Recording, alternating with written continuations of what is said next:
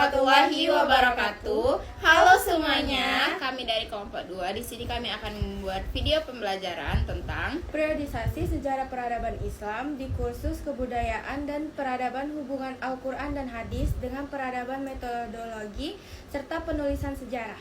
Untuk memenuhi tugas mata kuliah sejarah peradaban Islam yang diampu oleh Ibu dosen Emilia Embunsari, Esos MA. Tonton sampai habis ya. Apa sih periodisasi sejarah peradaban Islam?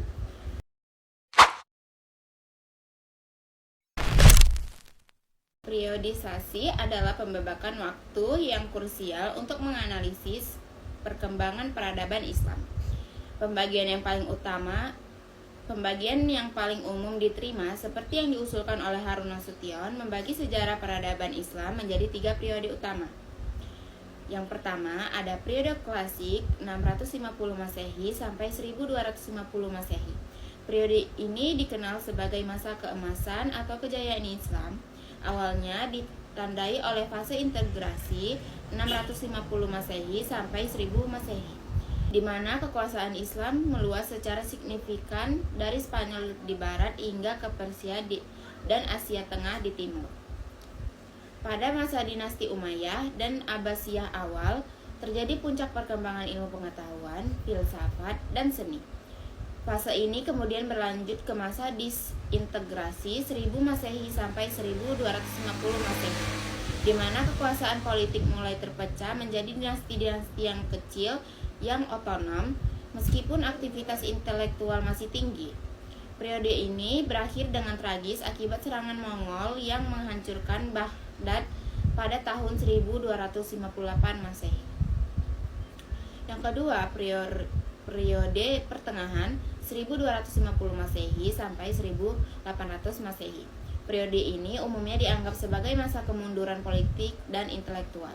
Diawali dengan fase kemunduran total 1250 Masehi sampai 1500 Masehi, di mana dunia Islam dilanda konflik internal dan serangan eksternal. Namun, paruh kedua periode ini menyaksikan kemunculan 3 kerajaan Islam besar, the three great Islamic empires, Kesultanan Turki Utsmani, dinasti Safawi di Persia, dan dinasti Mughal di India. Kerajaan-kerajaan ini menunjukkan kemajuan di bidang militer, arsitektur, dan administrasi, tetapi secara umum tradisi pengembangan ilmu pengetahuan rasional mulai melemah. Yang ketiga, periode modern 1800 Masehi sampai sekarang.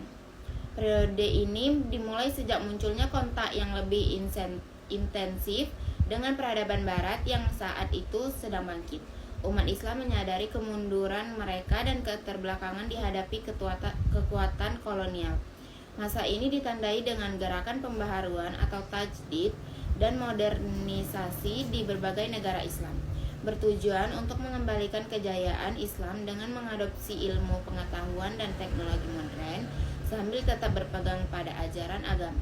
Akhirnya periode ini mengantar kepada lahirnya negara-negara bangsa di dunia Islam setelah runtuhnya Kesultanan Utsmani. bagian kedua kita akan membahas tentang diskursus kebudayaan dan peradaban Islam. Dalam studi Islam, kebudayaan dan peradaban memiliki makna yang berbeda. Kebudayaan lebih mengacu pada nilai-nilai, ide, cita-cita, dan sikap mental yang bersifat spiritual dan non-fisik seperti seni, sastra, moral, dan pandangan hidup suatu masyarakat. Sebaliknya, peradaban adalah manifestasi lahiriah atau wujud fisik dari kebudayaan dalam aspek kehidupan yang lebih terorganisir, seperti sistem politik, ekonomi, teknologi, arsitektur, dan hukum.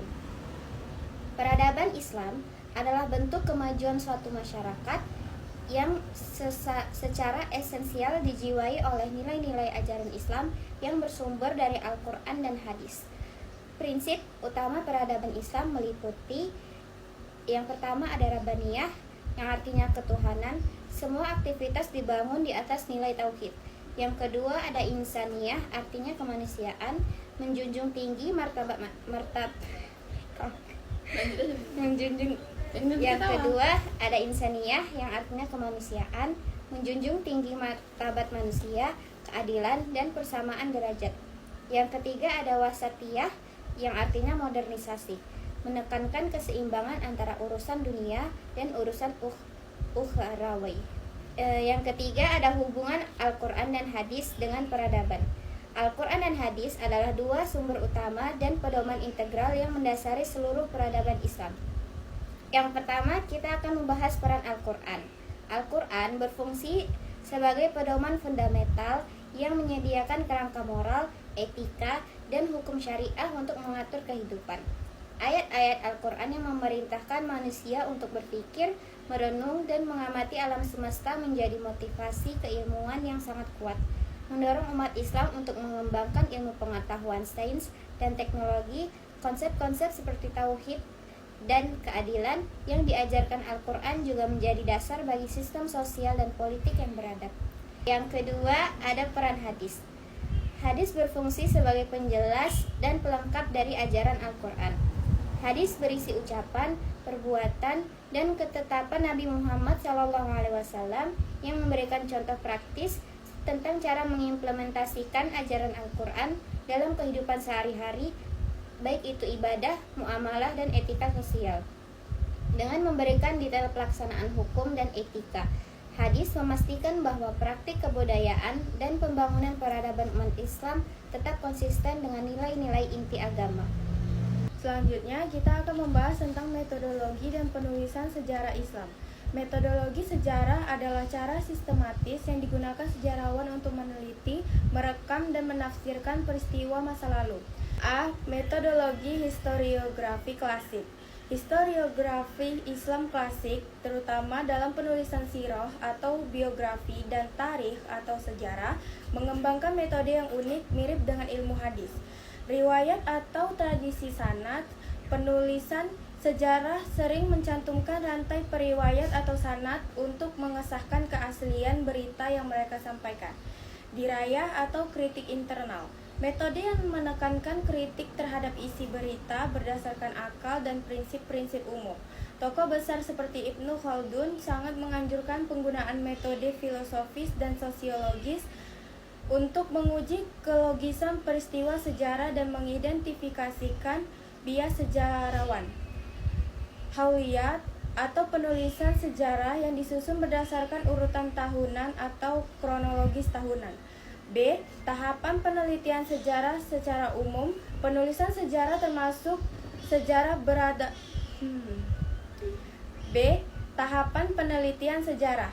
Secara umum, penulisan sejarah termasuk sejarah peradaban Islam melibatkan tahapan yang pertama ada heuristik, yaitu mengumpulkan sumber-sumber sejarah, mau itu primer, sekunder, lisan, ataupun dokumenter. Yang kedua, kritik sumber atau verifikasi. Melakukan kritik eksternal atau menguji keaslian sumber, dan kritik internal atau menguji keandalan isi sumber, terutama mempertimbangkan Kenapa? Yang kedua, kritik sumber atau verifikasi. Melakukan kritik eksternal atau menguji keaslian sumber, dan kritik internal yaitu menguji keandalan isi sumber, terutama mempertimbangkan banyak kali kata-katanya. Yang kedua, kritik sumber atau verifikasi, yaitu melakukan kritik eksternal atau menguji keaslian sumber, dan kritik internal atau menguji keandalan isi sumber, termasuk mempertimbangkan bias. Yang ketiga, interpretasi, yaitu menafsirkan fakta-fakta sejarah yang telah terverifikasi dan menempatkan dalam konteks sosial, politik, dan budaya saat itu. Yang keempat, historiografi, yaitu tahap penulisan, yaitu penyusunan narasi sejarah yang utuh dan logis dan analitis berdasarkan data yang telah diinterpretasikan. Dengan menerapkan metodologi yang ketat, penulisan sejarah peradaban Islam bertujuan tidak merekonstruksi peristiwa, tetapi juga mengambil pelajaran atau ibrah dari masa lalu untuk memperbaiki dan membangun peradaban di masa depan. Jadi itu tadi penjelasan mengenai sejarah peradaban Islam. Semoga bermanfaat bagi teman-teman yang sudah mendengarkan. Terima kasih untuk teman-teman semua yang sudah menonton. Jangan lupa like, komen, dan share ke teman-teman kita yang lain. See you.